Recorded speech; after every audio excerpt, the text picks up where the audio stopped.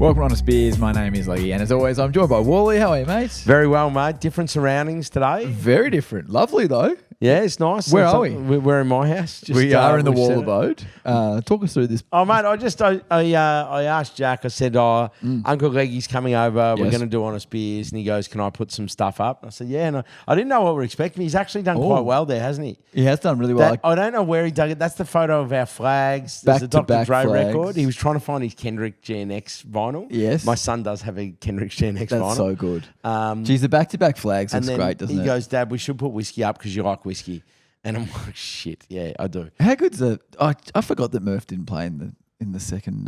Yeah, I know. In the second flag, mate. It was a good team. Both years, very, very. Anyway, how good's that? Dr. Dre got the Chronic in the background, the vinyl. That doesn't get much better than that. Studio has been styled by Jack. Yeah, so we're not in the Mount Erica, which is not to say that we have had a falling out with the Mount Erica. We'll be back. We're still in between studios. We're very, very close, and also our partners were worried because we were literally living in that joint. Living in a pub. I think I just felt a little bit bad. Like, shout out to the Erica, shout out to Alex, shout out to everyone there. We kind of felt bad that every Sunday, because we record on Sunday, we were in there taking up an entire room. And people were trying to dine trying to have lunch.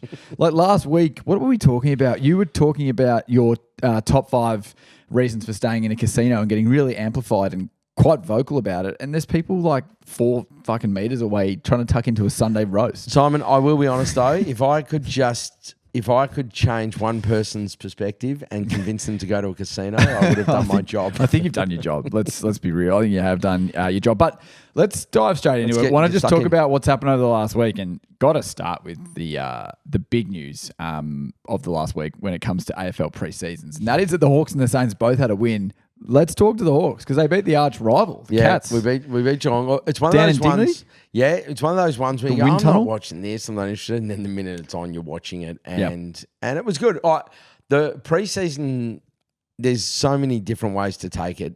I read nothing into the result, but watching certain players and where they play and all of those things. Sam Mitchell was one of the. Let's be honest, he's one of the more cunning and intelligent coaches. So there is no way in the world we saw our actual game plan. He would have used that as an exercise to trial players out and just to almost go, here's how we're not going to play, right? Yeah. But anyone stand out from the players? John Newcombe was elite. I actually, but players that aren't already good. I backed John Newcombe 40-1 for the Brownlow after watching it. His profile stacks up. Yeah, I think Wiz will have a proper breakout year. Bursts midfield. He was amazing. Weddle was great. Wiz in the 5 as well? Yeah. Do you like it? Yeah, I do actually, because what that means is that he's one of those guys that he's probably going to demand some money soon, and I love the fact that he's under the coach's wing. Better than 34. Geelong and Warple was interesting. Yeah, was there? I saw the Lloyd Meek. Yes, some turnover. That's always going to be inevitable. I saw Lloyd Meek bumped. It wasn't unfair. No, it was fine. But also the whole commentary he had around, like good to be here. It's so different the way they do things. It's like, fuck, mate. That's a bit odd. It's not like he went. Shit. It's not like he went. Oh, We've got people walking past Michael's house, Wally's house, and Hodgie, who's a very, very intimidating guard dog. I will. Not quite as intimidating as Luke Hodge, no. But definitely trying to be intimidating. What I was trying to say is it's not like he left a horrific football club to go to one of the best. He left a good football club to go to another good football club. So I don't think you need to knock anyone out on the way through. Looking forward to playing them on Easter Monday and giving them a fucking hiding. Yeah.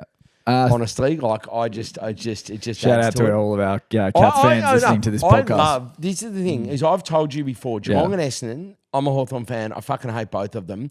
But if they were on their knees and they were pulling the bucket around of cash, I'd be the first to put money in. Because you need rivalries in sport. Yeah, you need rivalries. Yeah. You need to hate another team. Like it's funny you say that. So, and there's a guy that was at our club that the supporters didn't really like that went to another club. Perfect. Now we can fucking hate you even more. I agree, and I can back that up. So this morning in the Premier League, Man City beat Newcastle, and in my group thread there is an Arsenal fan, and one of the other guys said to the Arsenal fan, "Would you be okay if you lost the league if Spurs got relegated?" And he was like, "Fuck no, I want Spurs in the league. I want my team to win the Premier League. And that's what I'm saying. It's good to have rivalries. Yep. So, yes, I hate on Geelong, but we hate Geelong because you have to fucking hate someone. You do. You have to. Like Origin, amazing. Like fucking Yankees, Red Sox, amazing. Lakers, Celtics. Like world sport is great because of rivalries. Don't forget the AFL's new Origin as well, Victoria WA.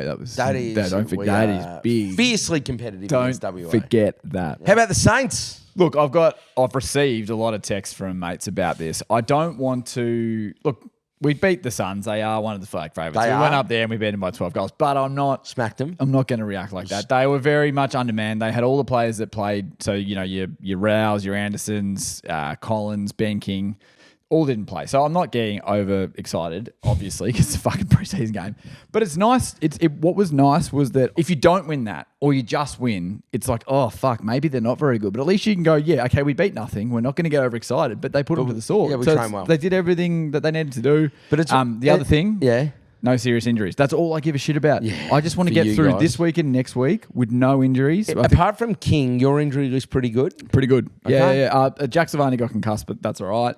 King's your Will Day, but Will Day's better. Yeah, obviously. It becomes a nice to have. So I don't care. I don't even care. So we've got our next game is Essendon in Ballarat. I don't care if we lose. I just don't want to get injuries so that we can start. Because we've got opening round now, so we're going to have even a shorter time before starting the season. So all good. We got through. That's the main thing. Other things though, yesterday we caught up. We had a fucking great day yesterday. So why don't you explain what we did? But we just had one of the perfect Saturday afternoons. So we had our over-unders day. So we run 2 over-unders a year. We run NFL and AFL with a group of half a dozen of us where you go through. There's 18 teams, so 36 options over-under. You take 6 each in a draft format. Yep. And that takes about 3 minutes, and the rest of the day is about drinking piss and punting. So we do that. We met at 1 o'clock. The draft happened at 7:30. And then we were there for however long. But what was amazing is that we started off. We got this mystery betting fucking sheet, which was quite amazing. Which we refer to as the sheet. The sheet, which we're going to try and get again. Unbelievable. So this just came through tips in Wyong. It was incredible. Yeah. But the thing is, it was hitting, and we were sort of following it as best we could, but our other tips weren't, and it was good. But then what happened is that we got into a hole. We got into a hole just off our own accord. Yeah. But God, did we dig ourselves out? We were talking Toowoomba. We were talking Ascot. We were talking harness. We are talking rugby league. Yes. We're like trial matches. We're back to Parramatta Hills at 260. Bet 365 live bet on AJ Brimson to score a try, and some guy called Cooper Bye from the Gold Coast Titans. It's Marcus Bye's son apparently. Yeah. The great Stormer. Unfortunately, anyway, they didn't happen. But the point was it was Jamos. Yes. Backyard cricket. Red wine. Beers. Steaks, beers. What about that iced tea seltzer you had? CNAs or something. Our mate Bronte brought these spiked iced teas. They're actually called spiked iced teas. They were like, it was you only had one. I felt like you didn't. Everyone was like, how good's this? But the problem is I had one. Yeah. Then you open a bottle of red. Yeah. And then I saw a bottle of Jamo in the corner. I'm like, fuck, I'm going to drink that stuff. Happens. Anyway, but it was just the heroics were fucking like really pretty good. It was like the way we dug ourselves out of this hole and then just loaded up into something today. We'll wait and see later on. But like this comes, there's no use in saying what it is, but we loaded up on something today we're not with a lot of the problem because it won't matter. It won't matter. Because it's already run and done. But I'll tell you what, fuck mate, we were good. It was just gambling is the fucking best thing. It genuinely is just like gambling with your mates. And it is. I can't argue. It's so much fun. Like it was the most fun. Gambling is fucking great. It is actually so much fun. And do you know what is underrated as well? Is losing like a close loss or a bad beat with your mates. Yeah, it's better than doing it by yourself. Better than doing it by yourself. But like that even in itself is great. Like, it was just such a magnificent day. But one thing which is like no one's outside of the 6 people that were there, no one's going to care about what I'm about to say. But I actually thought this was I think this is the first time we've ever done this catch up at a house, and I think it worked more so than a pub because it's and everyone listening that wasn't there, try and apply this to your lives so you can understand what I'm saying. But a catch up like that where there's heavy punting, a draft, and obviously drinking, I feel like at a pub you get distracted. 100%. I feel like everyone was present. We had a role to play. It's easier to bet and get yourselves out of a hole and bet together at a house because there's less noise and you can all go, all right, everybody is on this. Yes. Yeah? Okay, great. Right. And that was the other thing I got. Few races early, when we were losing, we were all betting on different things. Yeah. But when we all bet on the same stuff, I feel like we came together. How was the copper double in Toowoomba? Oh, mate, there's 2 coppers. Yeah. And it was just fucking magnificent. Yeah. Yeah. So we backed one of them because I can't remember the reason. Can't remember. And then we backed the second one purely because it had AJ called the first one. I think it was because of the barrier it was going to jump from. It was going to get a nice sit. It was going to lead in a fucking 1135 meter race in Toowoomba. And then the next one we purely backed because it had the same word in its name. Yep. And we go, well, it's kind of like the Mashanis. Good luck backing all of them. Toowoomba's equivalent of the Mashanis, the coppers. So how good. Coppers. Anyway. But anyway, so that was great. One more thing from me, I wanted to raise this because I actually can't believe I haven't raised this since we've returned. But everyone knows I love TV. Big TV guy. Big love TV prestige guy. TV. I don't like a lot of the sort of Netflix crap that's on. But like prestige TV for me, right? There is a show out there that is currently the 4th season is on at the moment, as in like every week it's being released. So it's up to the 4th season, and it just gets better and better. And that is Industry. Are you watching? No, I'm not across it. Who's in it? Give me something. Well, there's not really. No. At the moment, Kit Harington's in it, who's obviously from Game of Thrones, and there's a few other names that are kind of like so actors. It's actually not necessarily about the fact that there's big names in this. It's more that the show is just ascending. So the very very small kind of fucking elevator pitch is that. For season 1 and 2 is effectively about a bunch of grads who get into finance jobs, right? Mm-hmm. And there's a lot of sex, a lot of, just the normal shit that goes on, a lot of like people getting fucked over with work because it's such a competitive environment. It's a bit shit, it's a bit gross. And now season 4 has just morphed into something completely different. I don't want to give anything away. All I'm doing here is giving you a recommendation that if you were looking for a TV show to watch, we're up to season 4, episode 7, which will come out tomorrow. So there's only 2 more episodes left for season 4. I believe they've renewed it for a season 5, so there's still plenty to go. Okay. If you want to have a binge, it's on HBO, so you're going to have the HBO Max thingo or binge or wherever the fuck it's placed. But all I'm saying is watch Industry. It will, I won't say it'll change your life, but you'll be shocked at how fucking good it is. Okay, so my question is, you gave Netflix a whack, but when next... No, I take that back. Netflix goes, that back a little bit. If you like this, you might like this. It's an algorithm. Okay, so tell me what other shows... If you said to me... If you like a Billions or a Succession or something like that... Okay, great. So it's not like a Severance or a Wire where they're a slower watch or a Breaking Bad.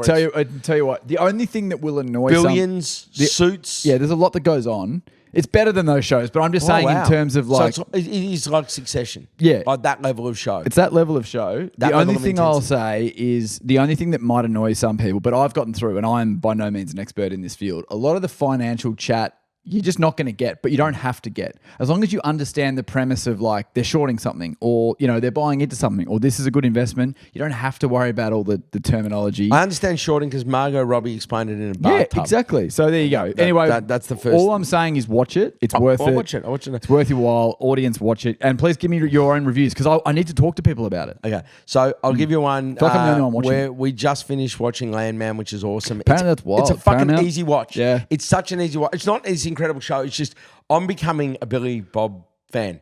I'm becoming a massive Billy Bob fan. It's the Taylor Sheridan universe, right? Where it's just kind of like there's a lot of stuff going on, and it's kind of like a sit back entertainment type watch. Ali Larder's character is fucking. He's got a method and creates Al it. Pacino's in it. Looks fucking amazing. Okay. I for some reason thought he'd sort of fallen off a little. Al Pacino looks like he's fucking. He looks like he's in his prime. In it, he looks like I was like CGI. Yeah, it's almost like they AI'd Al Pacino. It looks fucking amazing. Anyway, that and the other one I'd never watched is Homeland. Kylie's rewatching it with me. Oh my great God, show. Season 1 of Homeland's one of the best seasons you can watch of TV. Fucked, but it's good. This rational or irrational gripe was actually it's half mine and it's half friend of the show, Paddo's. So Paddo's Pondering Phone. Paddo's Pondering Phone. I was walking around during the week and I thought I have to bring this up on the pod, around the mean streets, the very intimidating streets of Cremorne.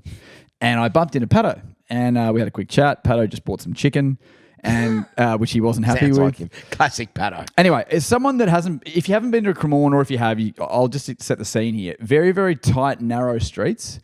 Very, very prone to nearly getting hit by cars as you try and walk because it feels like it's quiet, but then a car will just whiz past you. Yep.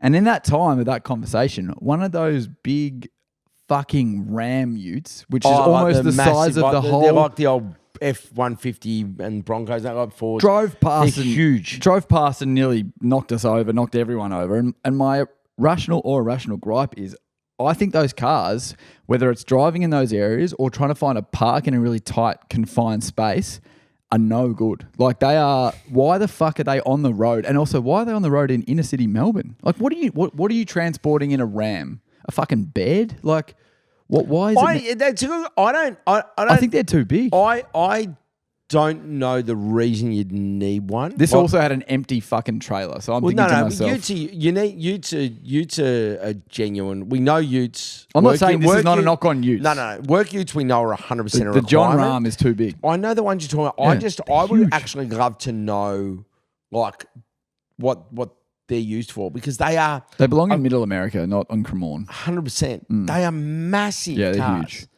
And for me, it's more I look at the flip side. I never really thought about it until you bring it up now. But I would fucking like battle driving one. Yeah. Because of just like, this is just hard. I'm guessing the turning circle isn't great. I'm guessing it's hard to find parks. Like, all of that would be an inconvenience. Yeah. Yeah, mate. I don't know. I don't know if it's a rational or irrational gripe. I just think that you just might have nearly got fucking hit by you. Well, I just think that the gripe is that I think that they're too big.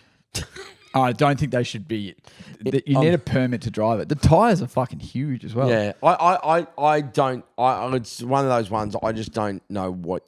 What I would love to know is what they're used for. Why you need that size ute over a normal ute? Because I feel like the trays are no different in size. They might be slightly bigger, but it'd be small. No, it would be right? minute difference. Yeah. The other thing is, you make a good point. I've never seen one of those with anything in the tray. No, unless you're transporting bodies or a bed. Like, I don't understand why. But bodies would fit in a normal ute. That's true. There you go. And by the way, broken down, they could fit anywhere. I would suggest that like a trunk or a boot would be better for bodies. I've seen enough television shows. You don't want them in full view. Yeah. I reckon it's rational to an extent. Thank you. But I feel like most of my gripes are rational. That was the one that maybe was a little bit irrational. And that's okay because we need that. Yeah, we need balance. We do. Yeah. What are we without balance? Wally. Maths is still happening. Yeah. It's still happening. This might be the last week we do this segment for a couple of weeks and then I'll bring it back. Okay. Because we can't do it every week. But Maths in a minute. This is where I tell Wally where Maths is up to. Wally is not watching. I am watching. And I didn't even look at the rundown on this. I completely forgot. Wally will tell me what he thinks may have happened, and I'll tell him whether it's true. So Wally, we're in like the third or fourth week of Maths, and right now they've had their second dinner party, they've had the first commitment ceremony, and they're now living in the apartments. Okay. And kind of like socializing as a big group because they're all confined to that Sydney apartment building. I have watched Maths before. Yes. So I know. Have they done a trust or honesty or something exercise yet? They have, not in such a way in terms of that wording. No, but you know how yes, they get set homework, for lack of a better word. They've done that? They've done the photos where they choose. Okay, great. Okay, yeah. I'll lead with my first thing. Good. A happy couple, no longer happy because someone did something in one of those photo things. Yep, that is true. Okay, great. Yep, okay, that is true. Another thing is also an unhappy couple remained unhappy because they also the girl didn't put the guy number one, and he was shocked. Yeah, it's like, well, you guys are not happy. Why are you shocked? So that was one. Yep.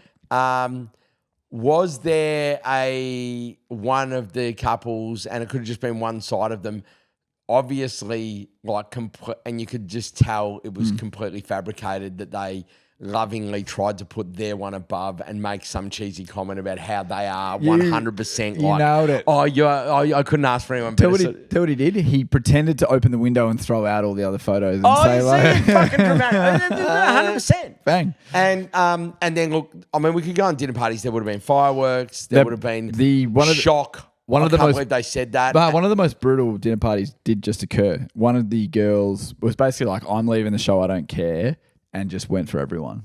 It was actually like, normally they frame it as, huge drama and it doesn't end up being. This was framed as huge drama and it kind of was. Yeah. But the thing, my point on this is that it's so fucking easy to predict this stuff. It is just the cheapest, shittest television. It is. And it's fine if you like. And don't get me wrong, we all love shit. You need shit TV and good TV. Yeah, you do. You need, this is what I'd speak to you about. Like, I love watching, say, a Homeland, or you might watch Industry or something, and then watching an episode of Brooklyn Nine-Nine or The Office to, just to switch off. 20 minutes of comedy to switch off. Yeah. Reality TV is that as well. Like, 100%. That's what it's designed I'm excited for. because Survivor starts this week. Oh, and Survivor's my maths. Yeah, okay. Because, like, and Survivor's like, no, these motherfuckers are actually out there eating minimal amounts of rice and beans and competing and fucking playing mind games at the same time. Yeah. Agreed. I don't watch it, but I get the premise. If you ranked reality shows to sports and go, I think boxing would be the hardest sport to do because you're trying to do your job while getting punched in the fucking head the whole time. Yeah. I think Survivor's the same. You are trying to compete, plus playing mind games, plus no food, no stress. I think Survivor is the hardest you got to be any of them to be 100%. On. Of course, and any of the athletic ones are short, sharp, like Ninja Warrior or the old Gladiators. They're short and sharp. But they're also people that are already set up for that, right? Mate, like, it's not you doing Ninja Warrior. All you need to do is watch the before and after photos of the 10 or so people that make it through the first few weeks or 5 weeks of Survivor, and they're like how fucking gaunt they are at the end of it. Anyway, that's good. So, Matt, there you go. I still don't need to watch because I know what's going to fucking happen. No, you've done well. Walley. Yeah. I've got another segment that's returned this week, like Irrational and Rational Gripes did. It's Kane Cornes Rage Bait, because in the last week, maybe let's just say 7 to 10 days, maybe not perfectly in the last week, but Kane, he released his top 50. I think this is the second time he's done it. I don't think he'd done it before that, but this is the second time he's done it. And look, Michael, we know what Kane is doing in releasing this, and there were a couple of decisions, list placements that he made that just caught your eye. Yeah, so we don't have opinions of other people's opinions. No, we don't. I celebrate. We don't hate Kane, by the way. No, mate, I've done stuff with Kane. We're highlighting his ability to piss people off. I'm not in the I don't hate Kane category. I'm in the I like Kane category. Yeah, so you're in the I don't hate Kane. No, I don't really. Yeah. He adds something that, you know, is maybe needed. I don't know. But the thing is, as well, is I'm enjoying the rage. So the two things, leaving Patrick Cripps out of the top 50. I love the Hawthorn Football Club. Yeah, you do. But I go, if Patrick Cripps put a Hawthorn jumper on, would he be the best player in the team? He probably would be the best player in the team. You could say that about a lot of teams. And I think that there's 3 or 4 Hawks in there. So I look at that and I look inwards. So also got to say, just because he maybe didn't have the best year doesn't mean he's not in the top 50 players. Now, it's predictive. I'm comfortable that Patrick Cripps will have a top 50 year this year. He could be top 10. Cripps is Cripper. The other thing is to have Sam Walsh in there, so you're like acknowledging Carlton midfielders and not have him in there. Yep. But the couple of things, it goes back to the doggies again. Aaron Norton at 50 was always going to fucking happen. Yeah. The only thing that would have been better is if you put Marby or Chol at 49. Yeah, it would have been Aaron Norton at 50. But that would have been hilarious. But Norton obviously last year completely turned the whole thing on its head. Yeah. Anyway, that was fun. But there is so many Western Bulldogs in this. Oh, it's extraordinary, isn't it? He is doubling down on this. This list is amazing. They're going to win the flag. Well, they did have because 6 of them played in the fucking state of origin. So it's all legitimate. Five of them are legitimate. Rory Lobb said this last week. Was Lobb in the 50? No, I'm just saying they had 6 playing in state of origin, and somehow Rory Lobb on the field. It's Bond, it's Libba, it's Bailey Dale, it's Ed Richards, it's Aaron Norton, and it's Sam Darcy. Sam Darcy was number 1, I think. Yeah, so there's 6. There might be more, but those 6 are genuinely, I agree, they're in the top. Yep. Libba's the one for me. He's just a fucking star. It has been for years. How he's not an All-Australian. They need him and Nick Vossen are the two that I look back and go, how are these 2 players? Yeah, it's just Nick Vossen is one of the most underrated players in his position. You know, I've been pro on that for years. And Libba is just fucking greatness personified. Yeah. But he's got a premiership medal and that's all that fucking matters. Yeah, that's all. He's had a great career. And he doesn't care. The AFL community love him, so it doesn't matter he's not All-Australian because fuck him. Yeah. Like, honestly. 100%.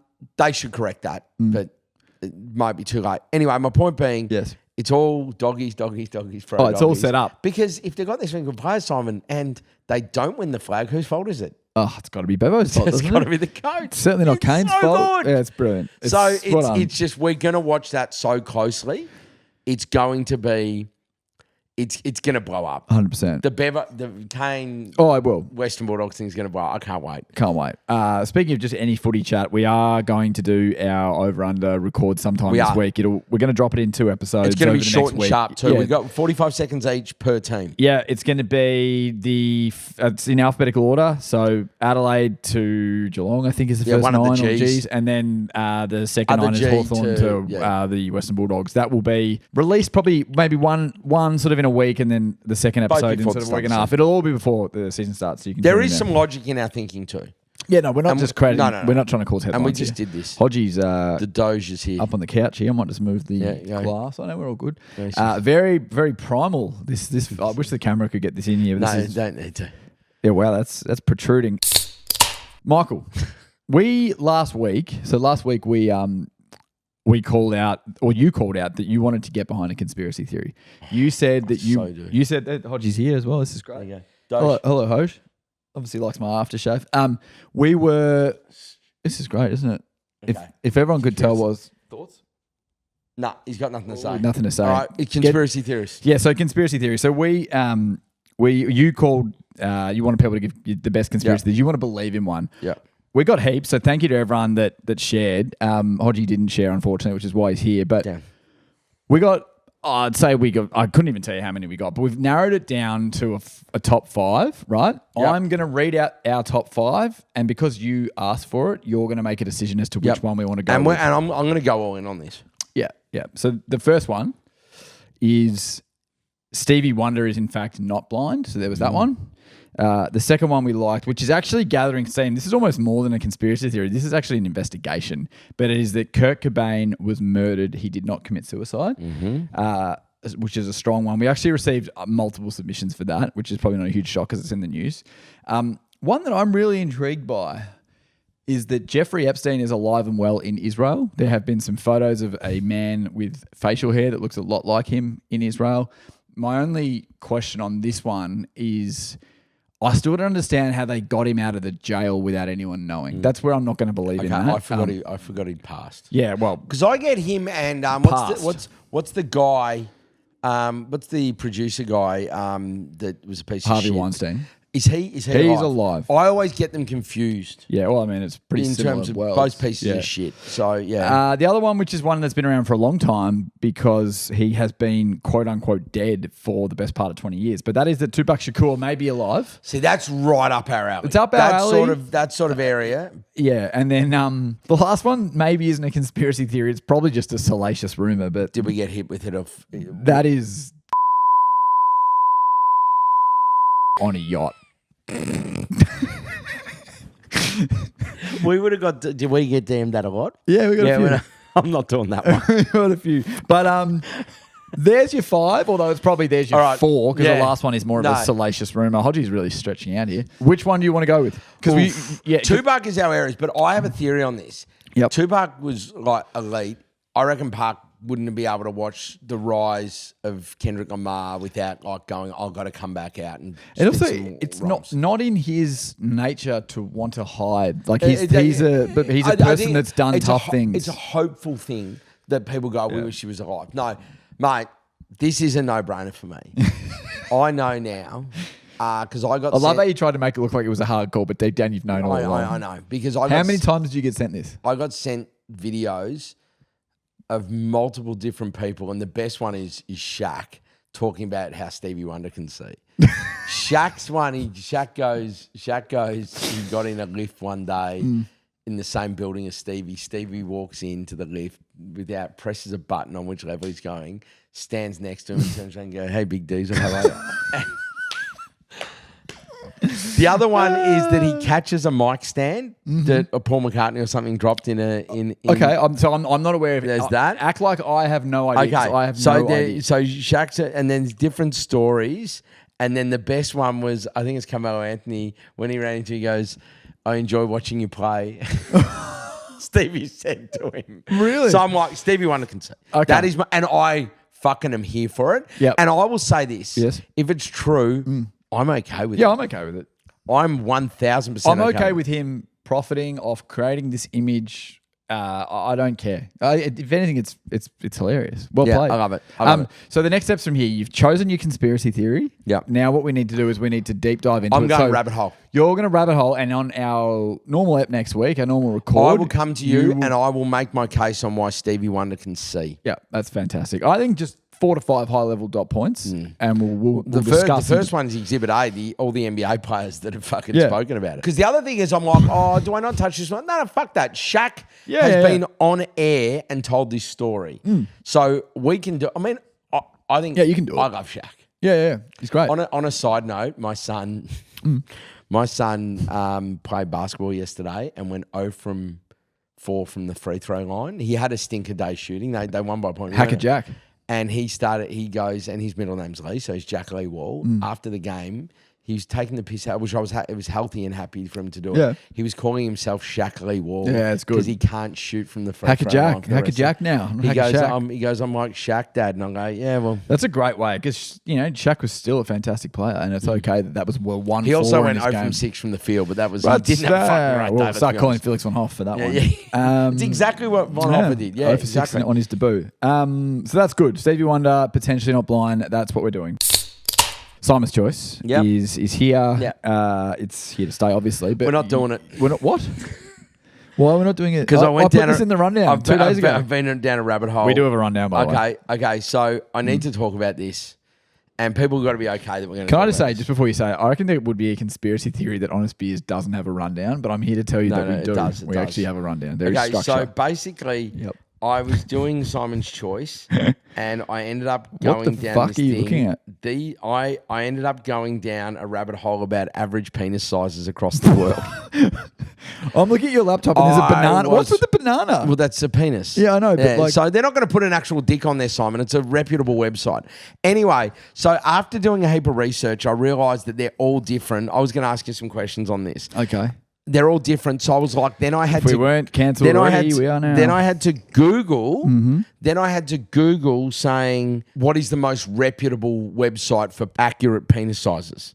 And then anyway, so I went through. Anyway, I landed on one that the reason I did this is it's called chemistclick.co.uk. So .co.uk means it's a little bit more reputable. It's got the word chemist in it. It looks reputable. They've got a graph plus heading in that. The other thing is like dick size. The other thing is it's a UK website and they rank the UK the lowest of all of the other ones. So they wouldn't lie. All right, so okay, far out. Okay. How have we got here? Okay. What do you want me to say? First, don't ask me what I think was the biggest because that's just going to get everyone in trouble. The biggest vary.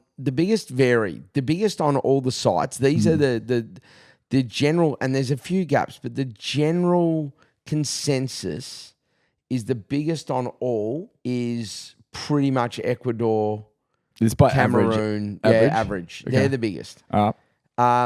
The surprise for me, Netherlands are right up there on a lot of them. So good on them. On the Dutch. Yep. Here's some other surprises. Guess who's quite low? The Poms. Yeah. Well, how Makes low? sense. How low are we talking? Oh, they'd be in the bottom 20 odd. Okay. Of the world. Wow. They're under Japan. They're sitting around the China region. Ireland's quite low as well. I was surprised at that. Cambodia everywhere seems to be the lowest. Okay. So that's tough for them. Now, on everyone I look at, we are like right in the middle. Yeah, I was going to say we'd be in the middle. The only thing is, very I was average. shocked at the size. Yes. So the biggest average size is like 6.5. Okay. The smallest average size is under 4 inches. Yeah, okay. Is that, yeah. So if you think about average, if your country's hanging around under 4, there's got to be some normal ones in there. Imagine the size of some of them. Because remember, Howard Stern years ago did like a micro penis episode. Yep. And that was like on. You remember Howard Stern? I don't remember Howard Stern. I just don't remember this particular episode. I remember saying like people had to like why you would do that. Well, like people submitting. So I'm assuming that there are more micro penises that are like 1 inch to really bring down the average. It's more of a bring down the average than bring up the average, right? Okay, so let's do this. I'll say a country. You tell me if they're top half or bottom half. Okay. All right. I say the country. You tell me where they are in the rankings. Yep. All right. You ready? United States. Top half. No. bottom half. Okay. Bottom 35%-ish. All right, next one, Switzerland. Well, I feel like you're going to go, I'm going to say top half because... They're right in the middle. Okay. Which makes sense for Switzerland. They're right in the middle. They're right in the middle. Very Switzerland good. and Australia are basically the same. Yep. Right in the middle in more ways than one. Yeah, right in the middle. All right. Italy. Small. Big. Really? Yep, top quarter. Okay. Canada. I reckon they'd be top. They are above Italy. They're right. Canada is right up there. Okay. Right France. Bottom half. Oh, it surprised me. France is top 10. Okay. Top 12, top 10 sort of in one. And last... Very sort of romantic, loving nation. Last one, Philippines. I have no comment on that. I have no comment on that. They're down. Yeah. I have no comment. There you go. So that wasn't really Simon's choice. That was just you somehow came across. I went down a rabbit hole and I found it was size. fascinating. Yep. So just for everyone out there, if you didn't, the average size in the world is 5 to 5.5 inches. Okay. So yeah, there you go. No comment. Take that as you will, guys, but things aren't as bad as you thought. Yeah. The average is only 5 to 5.5 inches in the entire world. 7 billion people, half of them are men. So DT celebrating our producer. So there'll be some small ones out there. Wow. We've got. I cannot move on fast enough. Last segment, honest list. Oh, yep. I've done. That could have been an honest list as well, to be honest. But I've fucking done notes. Okay, notes. He's got paper that Walley printed as I arrived at his house, which was extraordinary. I finally got it working. Yep. All right. So what I went off the back of the Canadian curling, I won't say what I said about him there. Mark Kennedy, the cheat. Mark with a C. We don't give a fuck about curling. No one cares about curling. But didn't you say last week that they're swingers or that they could be? I reckon they would be. Yeah. Anyway, as a community. But the thing is that I looked at this and go, this piece of shit needs a call out. So this is the... I haven't seen it, of course. This is an honest list in no particular order of my top 5. Really? Sports people? Good. Really? Good. All right, so wouldn't usually worry about curling. Canadian curler Mark Kennedy, Team Canada, was accused of illegally touching the stone after releasing it. Apparently, that's the thing. Who gives a fuck? Mm-hmm. That's their rules. They've done it. Apparently, it's not allowed. Well, no, it's not allowed. So what happened then? He goes, no, I didn't do it. I never touched it once. That's the first thing he says to the guy on air. I've seen the video. Then the replays, it shows him touching it. So it's just blatantly lied. He goes, it's bullshit. I never cheated. Then, after they showed him the vision, he goes, they came up with a plan to catch people in the act. This was planned. This was set up. They tried to catch it. It's like Sandpaper Gate. So hang on. Yeah, they tried to catch you cheating. That's what cameras do in sport. Because you're doing it. He's done it. He has not regretted anything. He said, the only thing I regret is the language I use when swearing. Wow. I honestly couldn't even tell you. And then he's gone, I couldn't even tell you if I did it or not. After he's seen the vision. But he originally said he didn't So do Mark Kennedy of the Canada curling team, you are a fucking piece of shit. Bang. And you are first one. All right, let's go next one. These are fun. Yep. Ryan Lochte. Yes. 2006 Rio Olympics. During the games, Lochte told media him and his teammates were robbed at gunpoint by men posing I remember that. What actually happened? Yeah. Brazilian police investigated it and had a look at Lochte and his teammates had, in fact, been drinking heavily, vandalised the petrol station bathroom, ripped the doors off and confronted by security and forced to pay for damages. So basically what he's done is he's gone, this is... Oh, I just looked at who's next, by the way. It has to be. If you got Lochte, you got to have the next one. So... Lochte has literally gone through all of this, lied, all of that, got caught, and again just gone and then just done a pathetic apology afterwards. Mm-hmm. The next two is, we've spoken about this bloke before when we spoke about greatest disgrace. So good. Robert Allenby. 2015, January. This is 11 years ago. That's extraordinary. Geez, time flies. He missed the cut at the Sony Open in Hawaii. Robert Allenby claimed that he was kidnapped, beaten and robbed and dumped in a park and he had no memory of what happened. What had actually happened is he went heavily drinking at a wine bar, strip club, in Waikiki, and they said he was intoxicated and disrupted and basically didn't even get beaten up by the bouncers, then fell over, knocked himself out, so good. Was helped into a taxi by strangers and then lost what he lost. And then... he just fucking denied it all. And it was like kind of the last time we saw him. Yeah. I haven't seen him at all. Well, mate, neither you should. This is the guy that used to whinge and piss and moan when PGA Australia were trying to be relevant and have a party. Yeah. Talk about thinking you're bigger than a sport. I used to get you're not a pimple on the ass of golf. I used to get Robert Allenby and Stuart Appleby mixed up. Stuart Appleby, good guy. But he was a good guy. Yeah. Stuart Appleby, unfortunately, great guy. his name was very close. Stuart Appleby, to Robert. a great guy. Robert Allenby, maybe not so much. Jeff Ogilvie, great guy, good Saints man. There was Ogilvie and Ogle. Ogilvie. And there was an Ogilvie and there was an Ogle. Yes, Brett Ogle. All good guys, apparently. But Robert Allenby, Jeff Ogilvie, Saints man. Yeah, and US Open winner as well, Jeff anyway, there was all the Ogles. Yeah, I think they're all good except for Robert Allenby, to be honest. Hang on. One of the Ogles fucking hit a golf ball into a tree. It came back and shattered his kneecap. I reckon that was Brett Ogle. That was Brett Ogle, I reckon. That was Honest Beers, and let us Ian know. Baker Finch shot like an 80-something and then did the Snickers ad in the bunker. Yeah. All good people. Yeah, it's good All areas. good people that didn't go to a strip club and fucking Pretend fall they over were and lie kidnapped, about it. All good people. All right, next one. Let's go to Luis Suarez. Oh, yeah. Luis Suarez has not bitten someone once. He's done it 3 times. Yeah. I wonder when the last time I actually did it was. Ajax versus, am I saying that right? Ajax. Ajax. Oh, fuck, I thought I had that too. Fuck you. Ajax. Yep. Versus PSV. Am I saying that right? That's correct, Michael. He bit, PSV Eindhoven. and then he goes, I did not bite him. Yeah. Later on, even though he eventually apologised after, but he did say all he did was fucking bite people and score goals. And then he said it was being exaggerated by the Dutch media. 2013, playing for Liverpool versus Chelsea. Versus, Branislav Ivanovic, was it that? Yep. He bit Ivanovic. Yep. It was just an incident on the pitch. Just an incident. And then later on said, I'm sorry for my inexcusable behaviour after a 10-match ban and the video evidence came. Yeah, it was bad video evidence. Can I just say, I can't remember when it was. It was after that. And was that after the all shoulder these bite? questions. But there was another game that he played against Chelsea at Stamford Bridge where he scored like an important equaliser and no Liverpool player celebrates with him. Yeah, there you go. Yeah, anyway. Next, Great player, 2014 World Cup versus Italy. Of course. Yep. Do you remember what it was? Chiellini. Yeah, Chiellini. This was his strongest denial. And he goes, these things happen on the pitch. There are blows and knocks.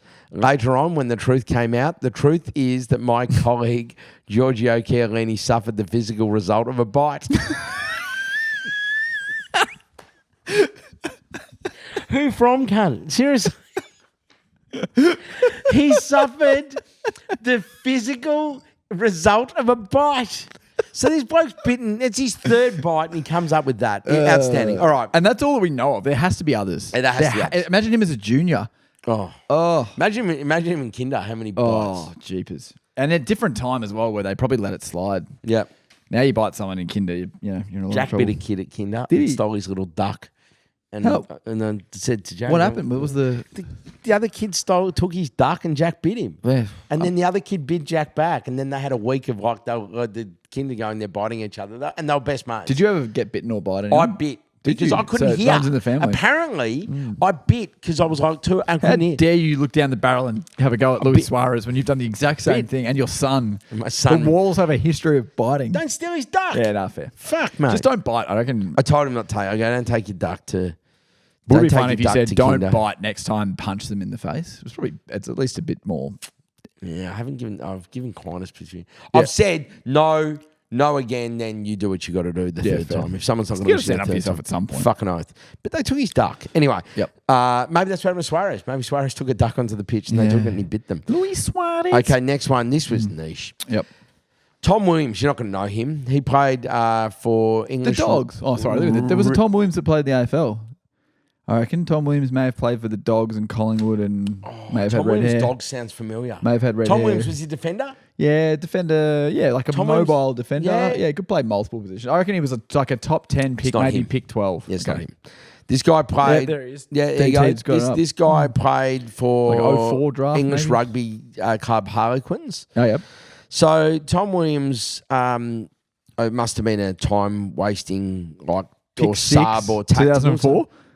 Oh, Yeah, wow. niche. That's niche, isn't niche. it? Fucking hell. That's a podcast, by the way. That's brilliant. This is another Tom Williams. Yep. He used a fake blood capsule to feign an injury. I remember this. So he bit into the capsule to create fake blood Yes. so a better kicker could come on late in the game. That is kind of smart. Yeah, kind of WWE area is that. Yep. Okay, so Then the coach and the club, everyone goes, no, it's a real injury. Yep. This is what happened. How it unravelled is A, there was no wound, and B, they had vision. So basically, the club doctor. Like this is the kicker though. The club doctor then afterwards cut Tom's lip to support the cover up. Oh wow! So he then cut the lip post game to make it look like it was an actual cut. So he came in and he had a cut. Anyway, they got it through. Player was banned for a year. The coach was banned for 3 years. The club was fined, and that should be a life ban for a coach, I reckon. There you go. So that's real. Huge. They are really the fucking okay. It's great that you're inspired by the Winter Olympics because I haven't seen a second of it, but that was a great list. That was a good trip down memory lane. I loved Robert Allenby thing. Like, so good to bring that. We should talk about Robert Allenby on this podcast every 2 to 3 months. Yeah, that needs to be recycled. Get him on. What really happened? We still haven't done Honest Archives. That could be an episode. The Robert Allenby story. Do you know what would be great? We'll get the love to get someone involved. Get one of the security guards from the strip club we went to. Oh, so that would be brilliant. We should do that. They're probably listening, so just reach out. But yeah, so that is Honest List for this week, mate. That was great, and that is Honest Beers for this week, Wally. Right, you've been great. Thank you so much for opening up your house for DT and I in this record. We I mentioned before we got our over under episodes, so check out for that later this week, early next week. We're going to have both episodes. At some point, we'll have the studio solved as well, so look out for that. But as I said, Michael, you've been great. I'll see you next week, and go Saints. Go Hawks.